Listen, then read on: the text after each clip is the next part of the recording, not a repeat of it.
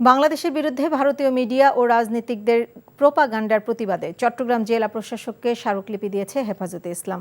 দুপুরে চট্টগ্রামের জামিয়াতুল ফালাহ মসজিদের সামনে গণজমায়েত করেছে হেফাজতে ইসলাম। হেফাজতে ইসলামের নেতারা বলেন, দেশের পরাজিত শক্তি হিন্দুদের একটি অংশকে ব্যবহার করে বিশৃঙ্খলা ও নৈরাজ্য সৃষ্টির পাঁয়তারা চালাচ্ছে। এর অংশ হিসেবেই দেশকে অস্থিতিশীল করার অপতৎপরতা চালাচ্ছে ইসকন। গণজমায়েতে শেষে বিক্ষোভ মিছিল বের করা হয়। পরে জেলা প্রশাসকের কার্যালয়ে গিয়ে প্রধান উপদেষ্টা বরাবর স্মারকলিপি প্রদান করা হয়।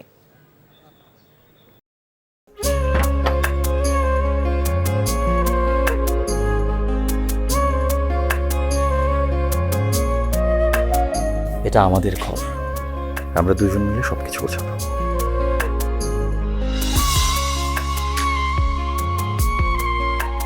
বাহ, এই ঘরটা এতদিন মরে আসছিল, নতুন বউয়ের হাত পরে একটা চক চক চক চক করতেছে।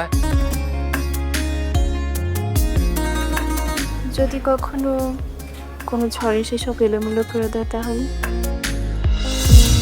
আরে তুমি আসছো, তোমার বউয়ের হাতে রান্না খুবই চমৎকার। এলাকাটা ভালো না, একটু সবকিছু চোখে চোখে রাখেন।